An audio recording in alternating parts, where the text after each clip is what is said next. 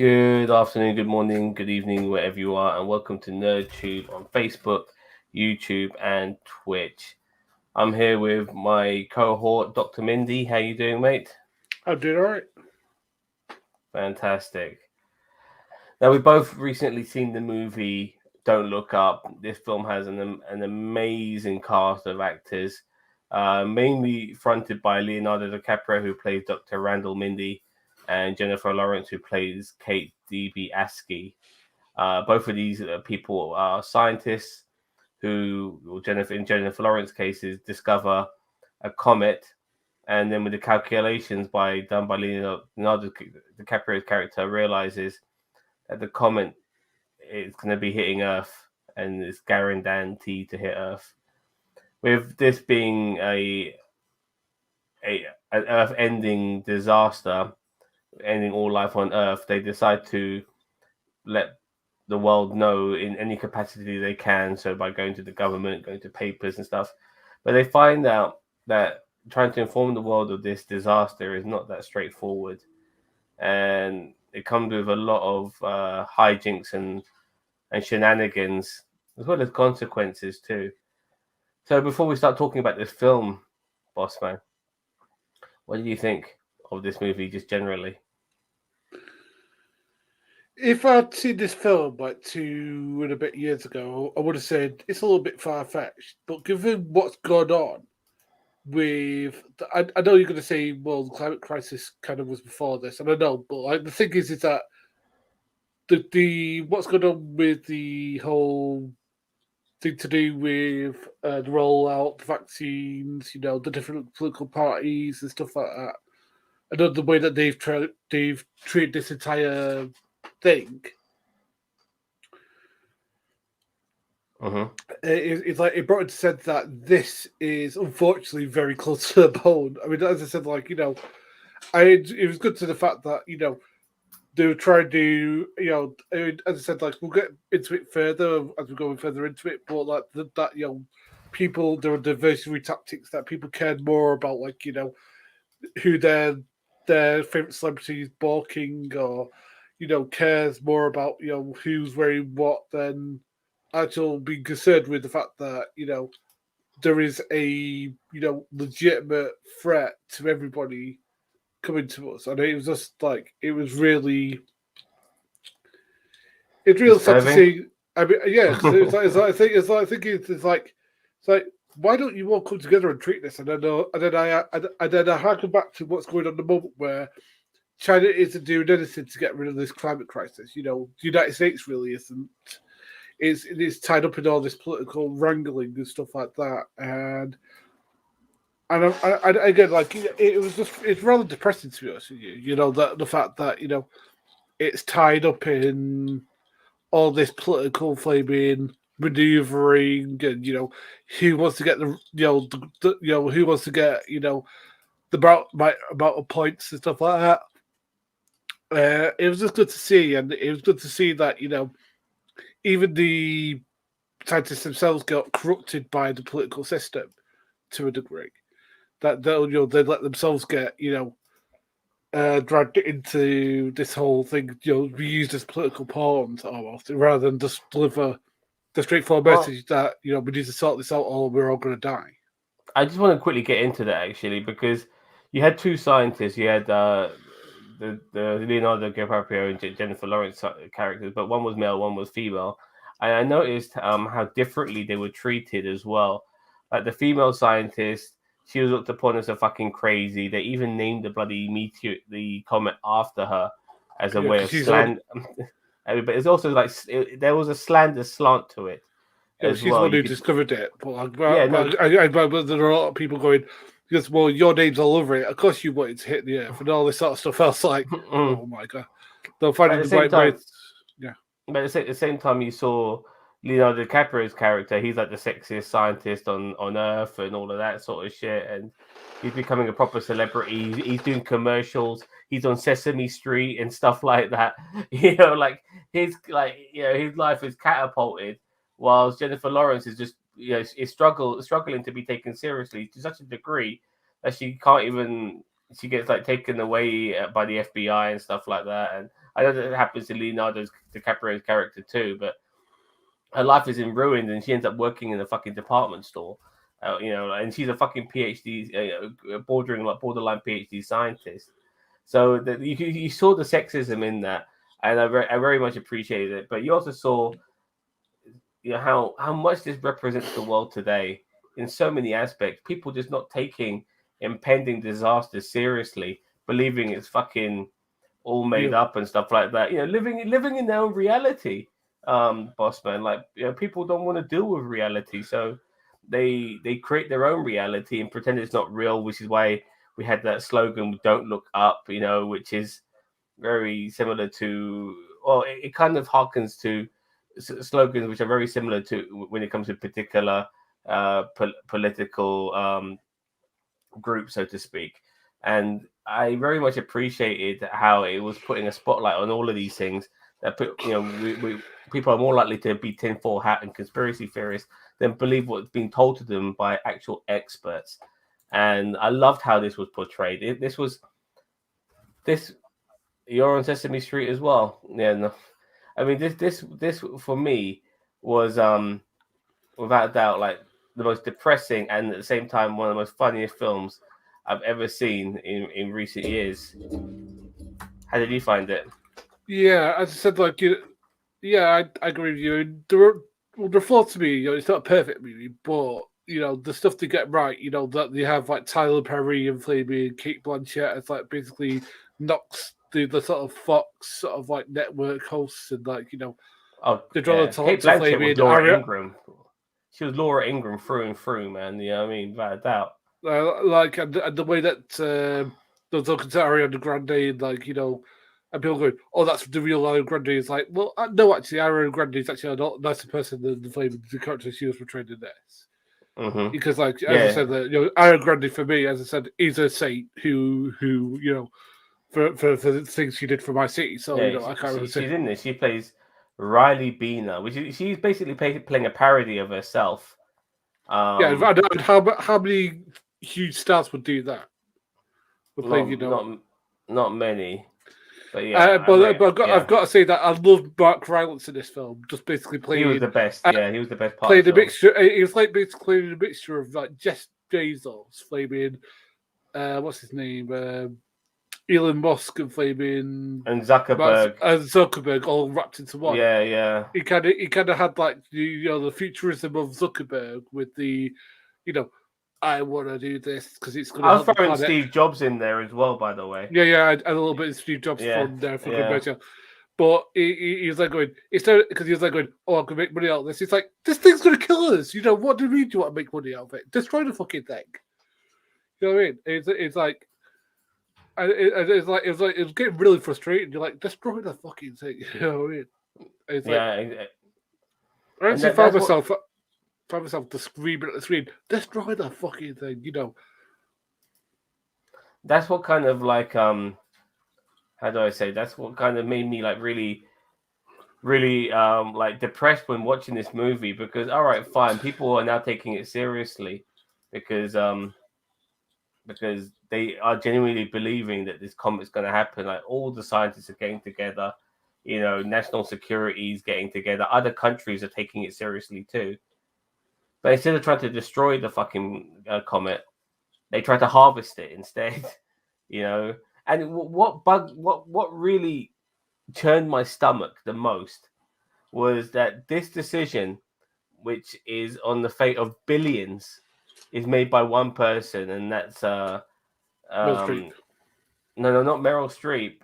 Mark Rylance's character, Peter Isherwell, because they send out rockets and they send out Ron Perlman, who's playing some sort of redneck racist fucking astronaut.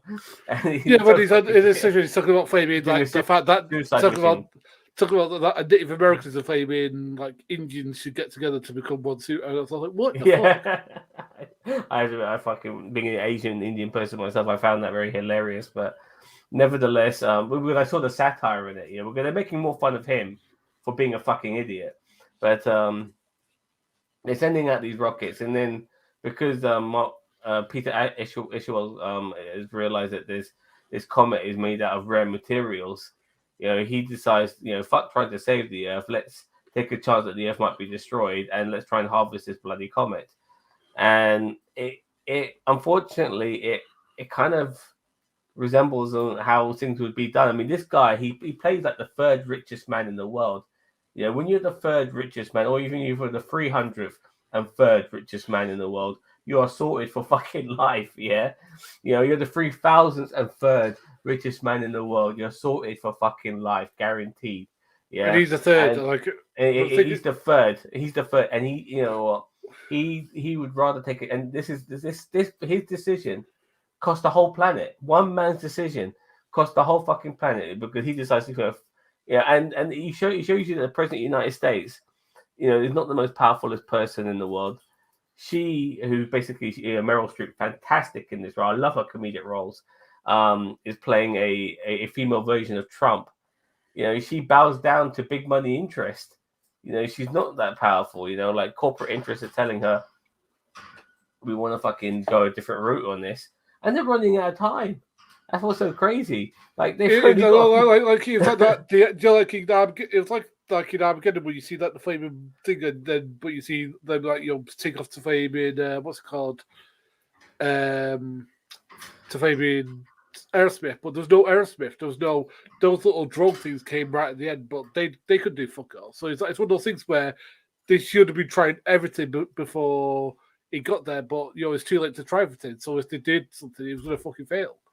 It's like it's one of those things that you need to like try different things to try and get rid of it, but they didn't. Try one thing. It's ridiculously bad. Ridiculously depressing.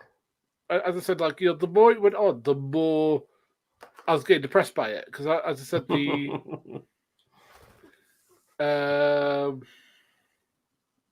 more we get depressed by it. Yeah, because it's like going because literally like they're going look, we're all gonna die. It's like it's literally like this is life and death. And as I said, I'm just reminded of like what everybody's saying about the climate crisis. That we've got 5 years to try and correct this. It isn't unchangeable at this stage, but we're going to get to that point that it is. And the thing is why the people who are in charge doing something? We could do it tomorrow if we wanted.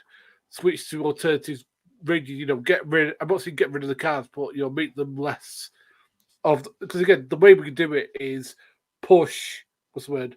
Greener cars, electric cars, that sort of thing. Make them so that they're easier to purchase and make it that fossil fuel cars maybe by 2024 are out of circulation or are much more like track day cars, like the ones in the blue moon sort of thing. And the different thing, because the thing is that because the thing I hate about the whole climate crisis thing, sorry, just to go on a bit of a tangent, is that the onus is put onto the regular people to do their bit. I'm sorry, our global footprint is 0.01% compared to these multinational companies that are doing hundreds of things that harm the climate. Get them to change first, and then we'll come along. They set the fucking ocean on fire last year. You remember? The fucking ocean was burning. Who would have thought that the ocean is on fire? But that's what happens, And the same thing happened here, where global interest of we can make money out of this, we can do this. It's like, no, this thing needs to be destroyed. What the fuck are you talking about? You insane bunch of hacks. As I said, the thing is that fame goes to Leo's head. I mean, not the real Leo, but Leo and Dr. Mindy. Yeah. It goes to his head because he gets off a Kate Blanchett. Hey, who wouldn't want to get off a Kate Blanchett? But she's 52 and fine as fuck, man. Yeah, but the thing is, I wouldn't mind, but his wife's name is Melanie Linsky, and she's not too bad looking herself. Yeah, but they averaged out these guys, didn't they? I mean, Leonardo DiCaprio, they really made him put on a bit of weight, gave him a scruffy beard. They tried to make him look as everyday as possible. And Kate Blanchett, man, she's like a fine wine, man. She just gets better the older she gets. Yeah, and it's Tyler Perry. I mean, as I said, this is the best Tyler Perry I've seen in a while. Tyler Perry, I just want to say, Tyler Perry's a fucking idiot, but he was very good in this. He was really good in this. He played his role very well alongside Kate Blanchett. in my opinion. Who else was good in this? Jonah Hill.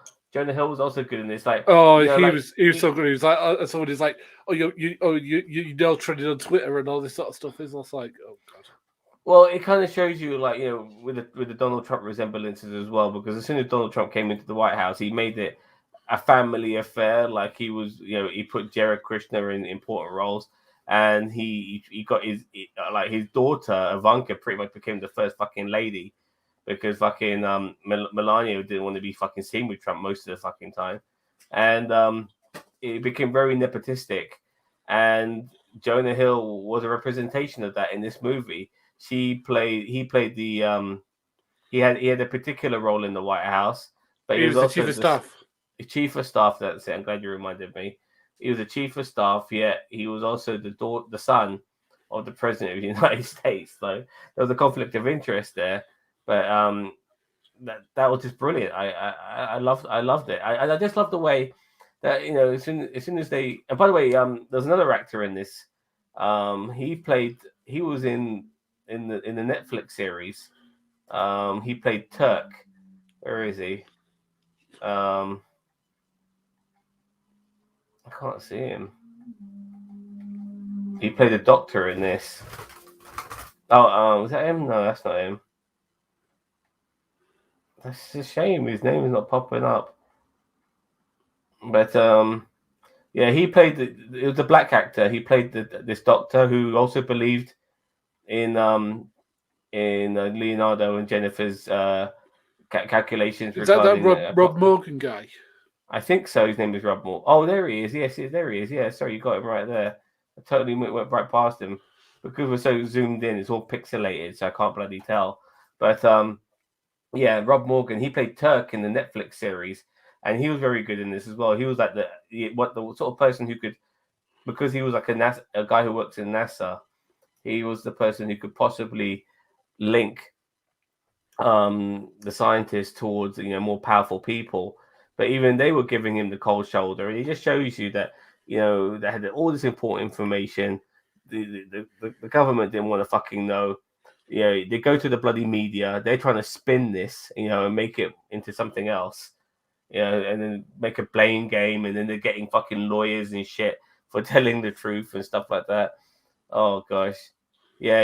We see Everton got beat again. Yes, they did. They got beaten by Crystal Palace. Sorry, I apologize, Brighton. But yeah, it was just great, you know. And then like on the talk shows and stuff, and nobody cares about what they're saying. You know, they're just trying to make it fun. I love the fact that the like corrupt politicians are played by, like, you know, people like Michael Chiklis and stuff like that. It was great to see him back.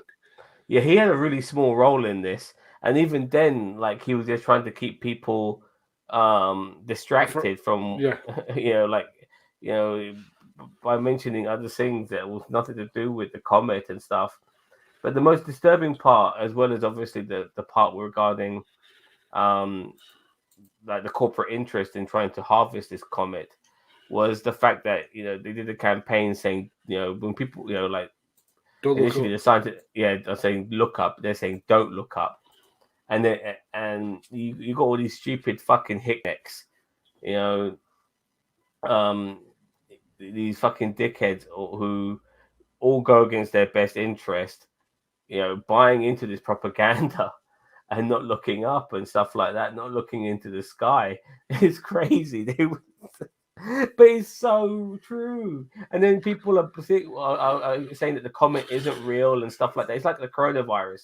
Is it real? Is it not real? Is the comet real? Is it not real? You know, well, God, I know this might be a bit on the nose, but do you know what I kept on thinking when I said they don't look up thing, which was I had a flashback to a certain president who may or may not be, which was like, you know, it's fake news. You know, that's basically what kept them going. But yeah, because like, you know, with the best will of the world, Meryl Streep is basically playing female Trump, as you said before. Yeah. You know, and like, you know, and the thing is, like, I can imagine, like, you know, some of this. I mean, he does it about the climate crisis going. The climate crisis is expounded. It's not real. You know, it's like, for heaven's sake, you know, like, these things are real. You know, what you say, like, you know, we just recently had the hottest Christmas period we've ever had on record. I was working New Year's Eve and New Year's Day cabbing. It was fucking 15 degrees Celsius. It should be freezing ass cold on New Year's Day. You know, it's like 1 o'clock in the morning, New Year's Day, and people are walking around in t-shirts. It's absolutely crazy. But you know, another thing in this movie as well is the fact that this particular government only started taking the comment seriously when they realized it was a good distraction, because this government was going through a lot of scandals, you know, with sexy pictures and stuff like that. Yeah, where was it Meryl Streep flaming, shaved parts were on the interweb or something like that, sending it to this guy who's going to be a Supreme Court nomination. It's American politics when it comes to those particular things. I'm not 100% on board with it, but nevertheless, they realize, okay, we need a distraction. So this life-changing, this life-altering, this life-ending event is a distraction as far as they're concerned. They're just not looking at the bigger picture. And her approval ratings go high, but it kind of shows you how the world operates. Like the stock market rises and the stock market crashes. It's like, what the hell, man? But you can as somebody who knows very little about the stock market, I still appreciate all of these sort of things. I remembered that group of lads who bought all those shares in GameStop. You know, it just kind of harkens back to all of that and stuff like that.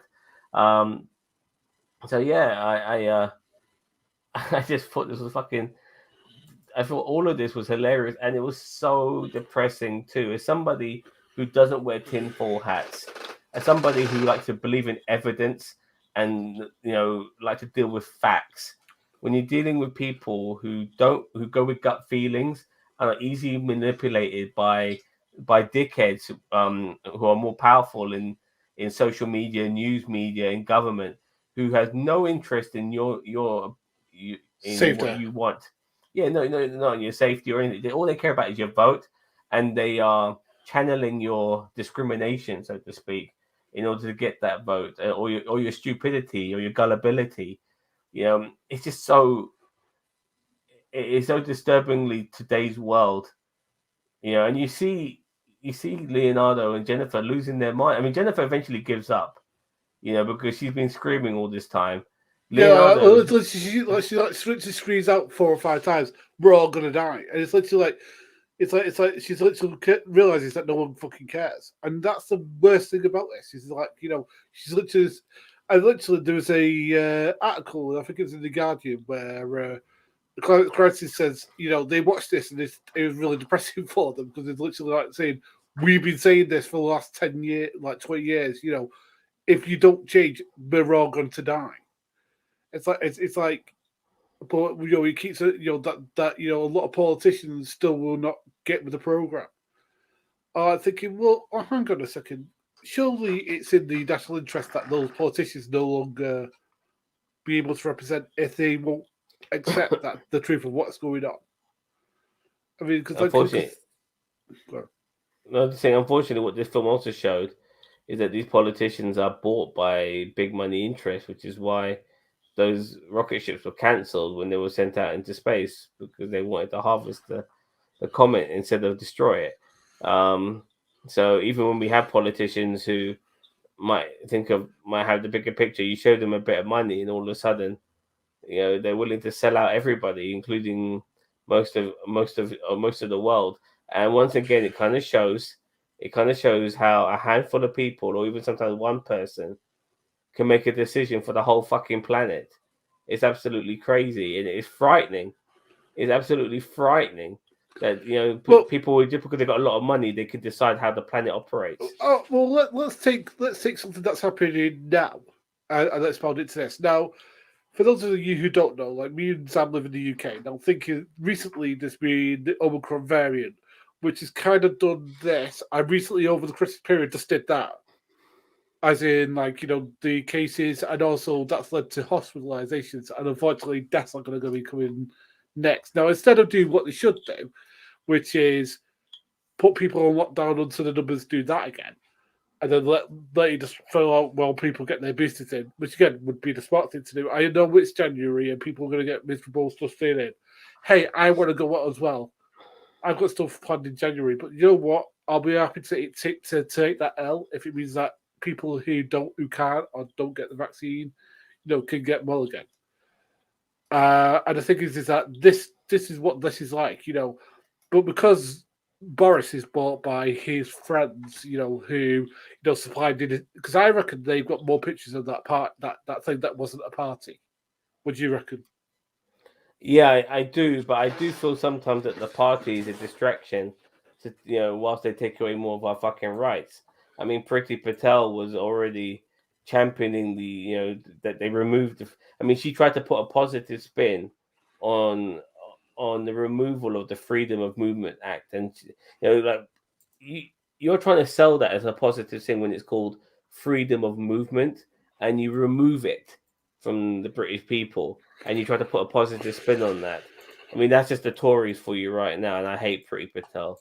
I hate with every fucking fiber of my being, man. I fucking despise that woman.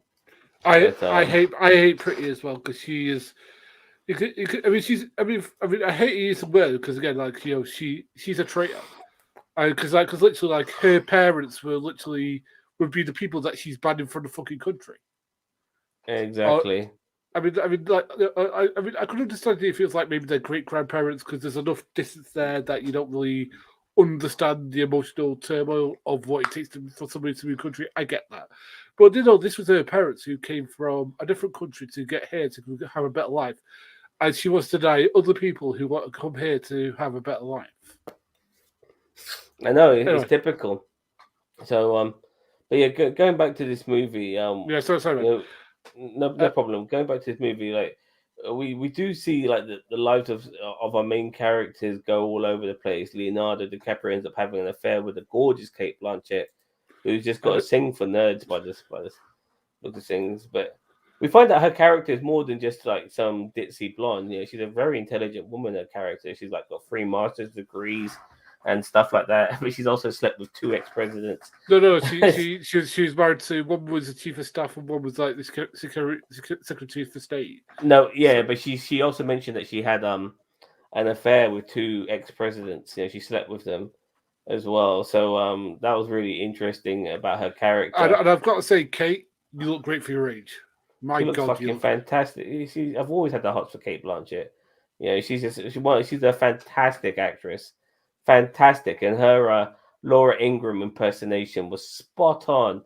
You know what I mean? Absolutely. And considering she's from Australia, her American accent, you couldn't tell. Yeah, you couldn't tell. But yeah, so like Leonardo and her have an affair. Eventually, his wife catches them 2 in the act, and Leonardo DiCaprio's character as well. Like he's also somebody who takes a lot of medication and stuff. But obviously, once he starts to live a little bit, he doesn't really feel like the need for that medication. But it's good in the way that near the end, when you see them, the whole family's having dinner together before they all die together. Friends and family and stuff like that, having one last meal. And he gets back with his wife because he realizes there's more important things than having a fling with a hot woman from television. I really like how that whole storyline panned out. I like Meryl Streep's character. I mean, Meryl Streep, she's like, my God, she's so funny when she has to be, man. I love, you've seen these amazing actresses like playing ditzy roles. It's brilliant. Well, the thing is that this was I'd say my maybe like my second or third finding like her doing comedy roles because my favorite, and this will never ever change because I know that not enough people saw this role or liked it, was her in Death Becomes Her. Yeah, I've seen that with Bruce Willis and Goldie Hawn. Yeah. She's so awesome in that because like she does all her singing and plus her comedian time in there is spot on. Because you see, I don't a lot of people think of her as a comedian actress, but I think it's like De Niro. De Niro, when he wants to be, can be funny. Like De Niro done a lot. I recognize some of De Niro's comedy more than I recognize Meryl Streep is a serious actress, so you don't really think of a lot of her comedic roles, but I do recognize De Niro's comedy for sure. Like Meet the Fockers for a start, hilarious. Meet the Parents and all of that. and he also did that film with Billy Crystal where he plays a gangster, and Billy Crystal plays his shrink.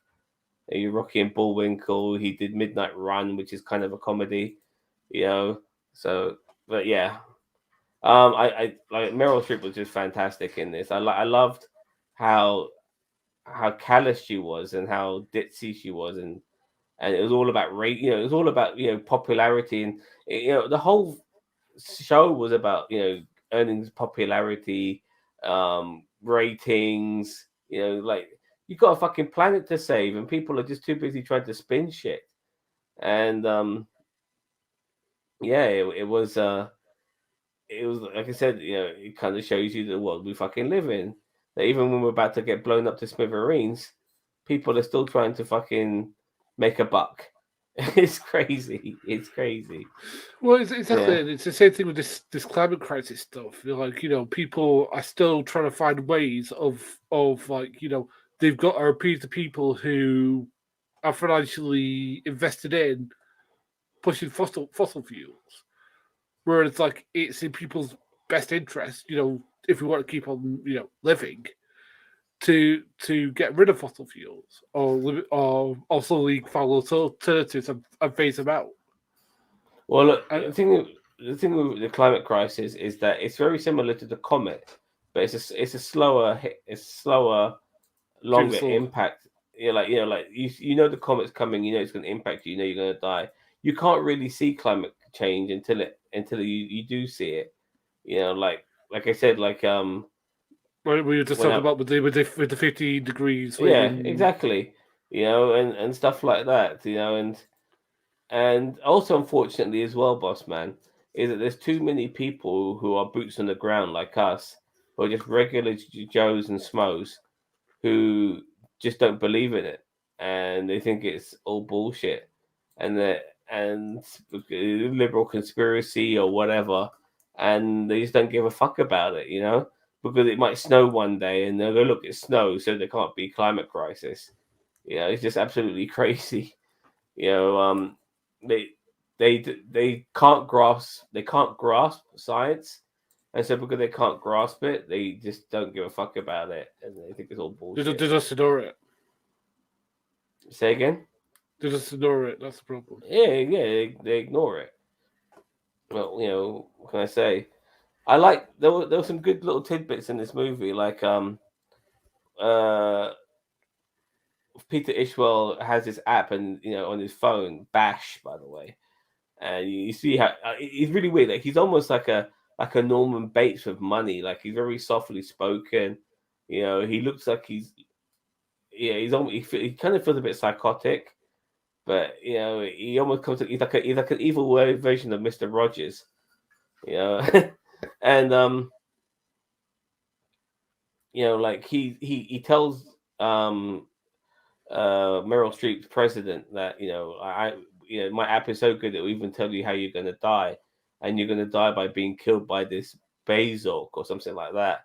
And you think, what the hell is he talking about? And then we see, obviously, like 22,000 years later, when only the rich people who have left Earth after the disaster find a new planet to inhabit, and she gets killed immediately by this fucking sort of ostrich-looking alien.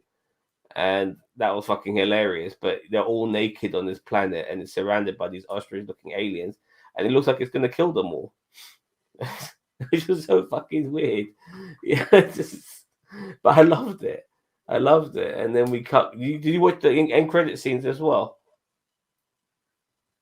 Bossman? Yes, I did. When they went to space with that flaming, what was it like that flaming? Yeah, that's what I'm saying. No, that wasn't the end credit.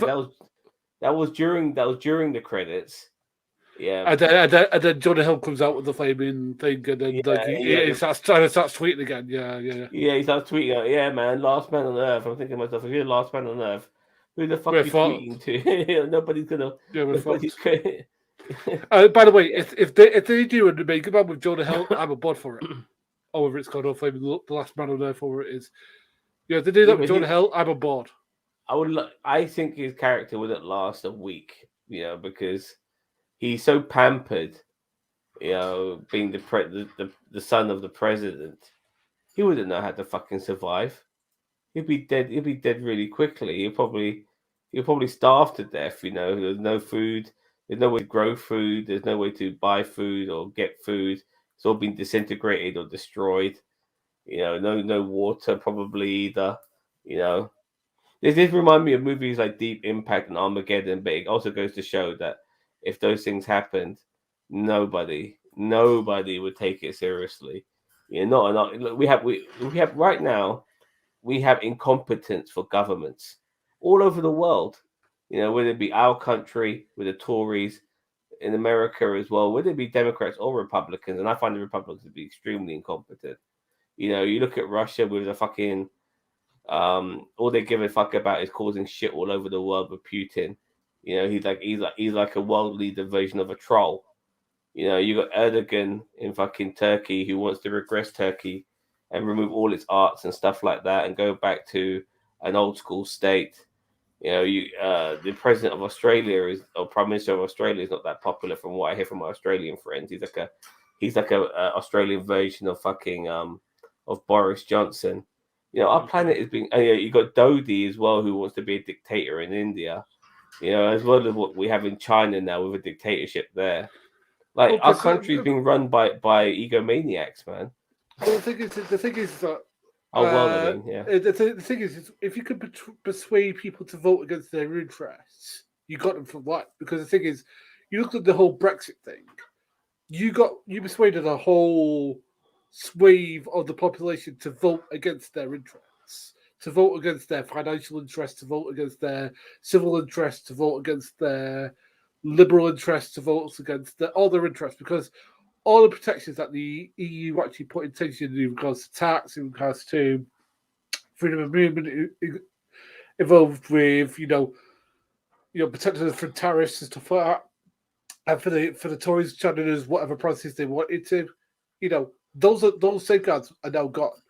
And I don't even know if Labour. But right wing voters are fucking idiots, man.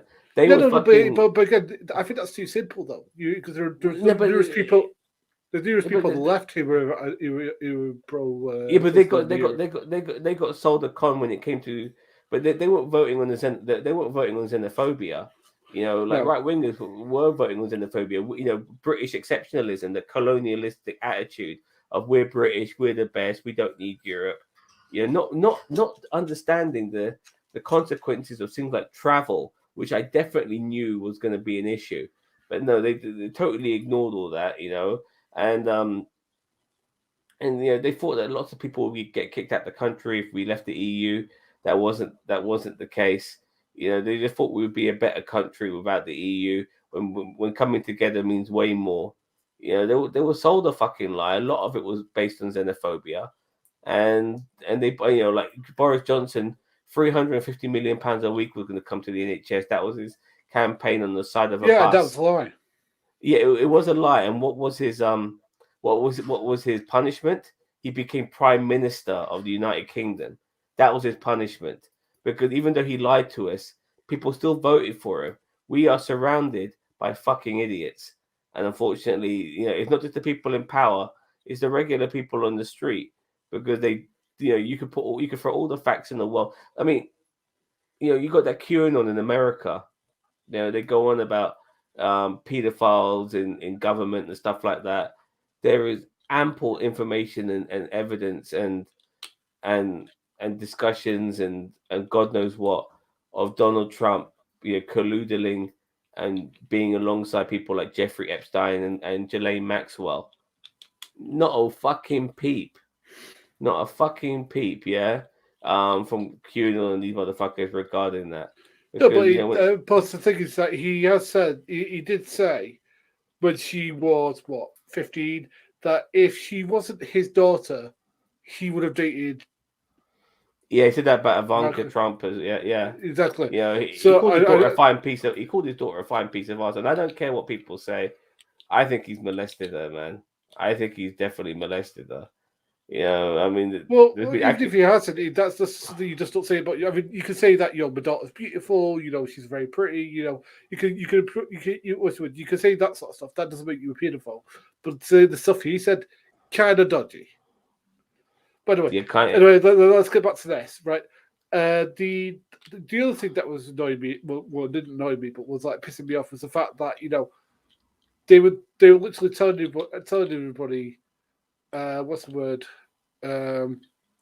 what's going on, Well, once they let the cat out of the bag in that bar, boss man, people started rioting on the streets, and next thing you know, like they're getting taken away. the back put the head. Yeah, with a bag over their head and put into take. Like this is the sort of world we live in. Like, oh no, you say too much. Even though we're the country of freedom of speech, you say too much. You will take your freedom of speech away from you. And they done that to Jennifer Lawrence's character first, and they did it to fucking Caprio. DiCaprio, yeah. Because as I said, like it does. Because think about what's going on in our country at the moment. The leader of our country, during a crisis, had a party where he said it was it a business meeting where there was not a notepad, laptop, iPad, MacBook, anything that I legitimately could say. Yeah, it's fucking caviar and champers, mate. But exactly. Look, and I can understand, if let's say, for example, they had the cameras out, but somebody, you had about 4 or 5 people with MacBooks or with a tablet, doing some stuff. Hey, everyone does that sometimes at work. Sometimes people will have a few beers, especially during something like that. But not a single one, not a single notepad, pencil, pen, MacBook, laptop, tablet, anything. And you know what? I wouldn't be surprised if the Tories get reinstated. Because I can't vote for you could people saying, oh, I don't want Jeremy Corbyn in. The country will fall apart. Our country's falling apart. It's falling apart. It's falling apart even. It's like people have no trust in the leader during a crisis, during a flaming pandemic. Do you know how dangerous that is? Because literally, if let's say, for example, as I just stated, in the next couple of days, let's say, for example, Boris says, right, we're going to need a 2-week lockdown. Fuck all, people are going to say, a majority of people are going to say, you didn't do anything. You had this, you had that, and the other. Yeah, you never. Because they could just come up to them and say, well, hey, you're not supposed to be here. It says, oh, it's just a business meeting. Dude, our second lockdown was a joke. Yeah, our second lockdown, nobody was. I mean, I was working because I'm an essential worker, but nobody was staying in. The roads were busy. Every shops were open. Nobody was abiding to these lockdown rules. It was a fucking joke. So, if we had like our 4th lockdown, let alone our 3rd, I think it would be if we have our 4th. No one's going to follow the rules. No one really cares. But at the same time, like when it comes to vaccinations, a lot of people don't want to take it. And you know what? I'm fine with that. I'm totally fine with that. But let it kill off the fucking stupid, as far as I'm concerned. But yeah, no, this film has made us go on some serious tangents. Yes, it's just so it's so true to life that people need to watch this movie. You'll laugh and you'll be depressed all at the same time. And you feel helpless about it as well. You really will do. You feel like how DiCaprio and Flamey in Lawrenceville. You feel like you're screaming in Siva, destroy the fucking thing. Because literally it is that easy. Like literally, I don't know how long it takes to get to Earth, but I think it's about a year, maybe 2. It's going to take for it to actually come to Earth. It was about 6 months when they discovered it. So that's why I find it so bizarre that they had a chance within 6 months. Yeah, they decided to stop a rocket program to actually destroy it, and then basically make a last-minute program of creating these rockets, which would go there and detonate, and so they can harvest the comet. I mean, they tried to do all of that within half a year. Space technology is bloody complicated. Hence the term rocket scientist and shit like that. Oh God, it was like, and the comet. If the comet was the bad guy, the bad guy won. You know, and people had just accepted their fates that they're all gonna die. Some people did. Some people didn't want to. You know, and even the people who got away, they ended up dying as well because they were on an alien planet. And all the animals there looked like it was going to kill them all. So all of this just to make a bit of extra money. And what was Peter Ishwell's uh money worth when you're the last few people on Earth and you go to a different planet? Your money ain't worth shit. You know what I mean? It's your skills that are worth stuff now. When you're that least populated, it's all about skills and abilities, not money. Excuse me. Oh man. Anyways, I think we've yabbered about this film long enough. Unfortunately, a movie like this, you can't get a sequel. I know you mentioned about Jonah Hill being the last man on Earth, but honestly, no. I think one of the best things about this movie was such a massive cast of characters, and so many of these characters being so dislikable. But they're playing their role so well that you have to just appreciate the performances coming from these guys. And I really did. Hats off to Leonardo DiCaprio. I loved this performance. I love seeing him playing, a different type of character. Jennifer Lawrence was great. Meryl Streep was great. Kate Blanchett was great. Rob Morgan was excellent. Jonah Hill, fantastic. Jonah Hill was a bit Jonah Hillish, but still good. Mark No, Rylance was a I thought he standout. made it work for him. Yeah, Yeah, he made it. Yeah, Mike Rylance is good. Tyler Perry. I don't like this guy. He was excellent. Timothy Chalamet, by the way, he was excellent in this. He's usually playing. Timothy Chalamet. He's always playing pretty boys and stuff like that. And here he Oh, was playing sort of grungy, sort of religious dude. I always found his presence rather irksome. Because did you not see him? He was in this Woody Allen film, right? Where he played a character, and I swear I'm not making this name, called Gatsby Wells. Okay, Exactly. Gatsby Wells. Yeah, as in the great. Okay. Yeah. I like I'd like to do that thing of a film within a film sort of thing, and it's really bad. Anyway, doesn't matter. Anyway, yeah. So Rob Pilmer was great in this. Yeah, Ariana Grande was good playing a mock version of herself. Hamish Patel, he was in that Beatles movie yesterday. I think it was. Yeah. And I thought he was really. To actually, he should be a bigger actor than he is because he was so fucking awesome in that film. Yeah, because I'm not the biggest fan of the Beatles, but I thought he did a pretty decent version of all of them. He played Jennifer Lawrence's ex-boyfriend at the time, and just basically used the opportunity to make a bit of money by selling a scoop and maybe making himself a bit famous. Melanie Linsky was good in this. Playing the wife. Michael Chilskis, not enough of him in my opinion. What we got was great. Say again? What we got was fine. Yeah, what we got was fine. I'd like to see maybe a little bit more. But yeah, excellent film. I highly recommend it if you haven't seen it. It's so far it's the best film I've seen this year. So film was seen this year. Yeah, I say that very much tongue in cheek. Yeah. But yeah, as I said, it probably will be. It was a pretty damn good, decent film, done with flaws. So I can't really give it the best film I'll see this year. But so far, pretty decent effort. I agree. I can't wait for more from this director because he's done a lot of films, by the way. Yeah, he did that Ricky Bobby film, I think, and he did some other stuff as well. I'm not sure what else he did. Adam McKay, yeah. He wrote this movie too. He also did that movie about Dick Cheney. Oh, Vice. Vice, yes. So. Oh, by the way, we also had a cameo from. I thought a lot of these actors were playing cameo roles, but their roles were a little bit bigger than I anticipated.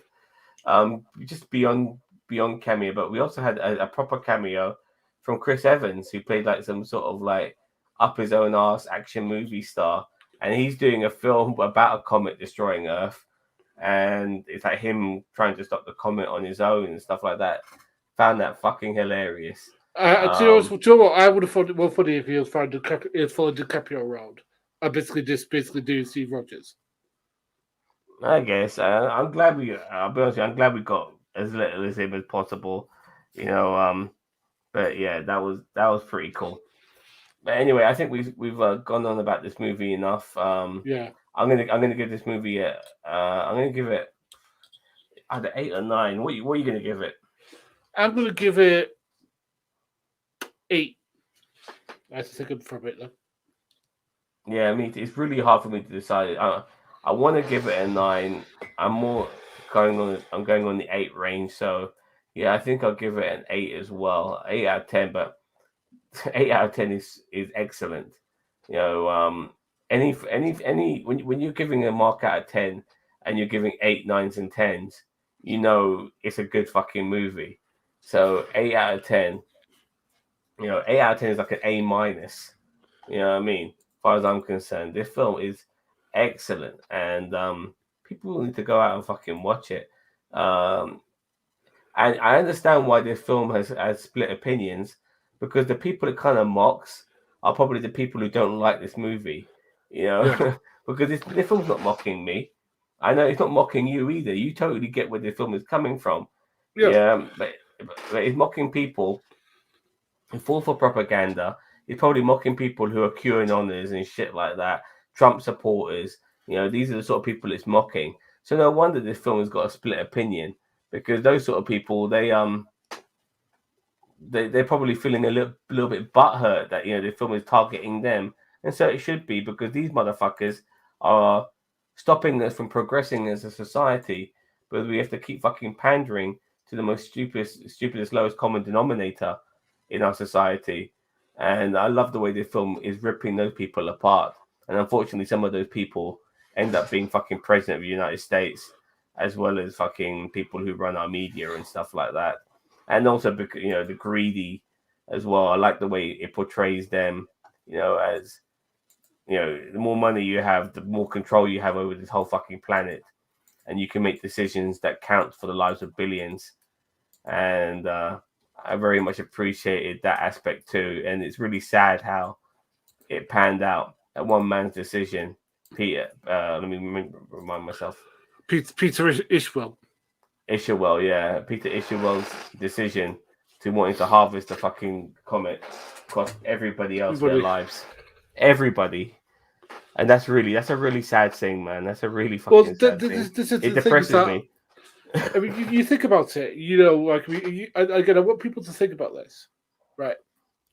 If it wasn't for interest, if it wasn't for corporate interest, we would have alternative fuel already in place. It would already, and this climate crisis would be going on. I mean, and the thing is that like because the thing is, the reason it's got to the crisis stage is that, I mean, this has been a thing since 1997, because it was the first time I really heard about it, which was like Kyoto. I think it's been going on. It's going on longer, but I know it was a thing from the 80s, but that's when people were supposed to be taking it serious with the 90s.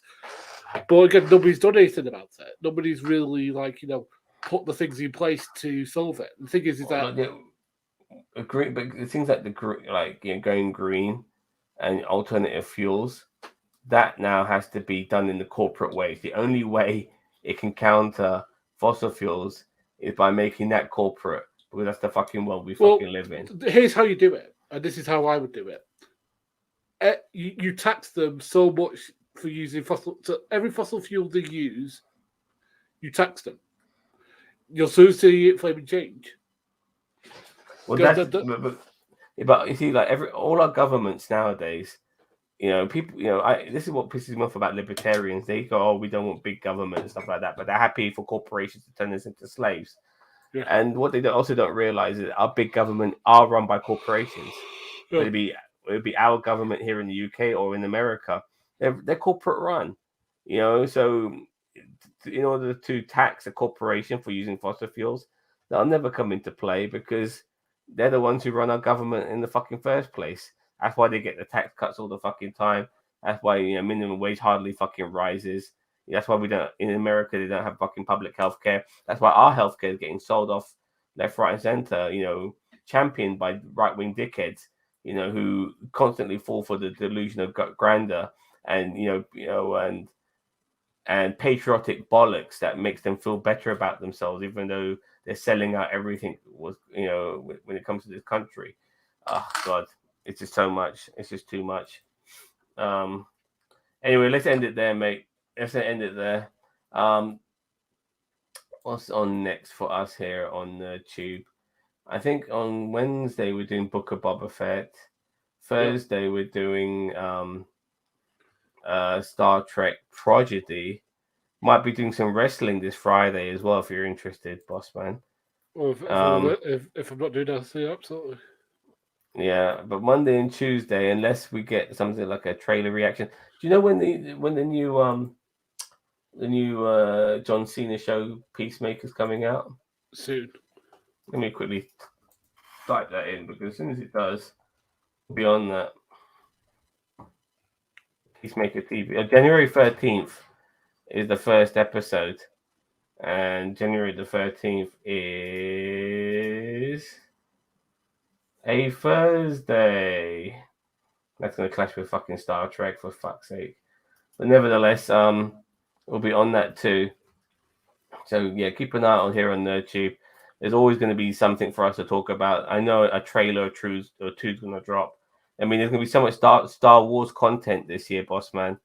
Cassian Andor, as well as the Obi-Wan Kenobi series will be dropping this year, and obviously Mandalorian season 3, which I think they're still filming.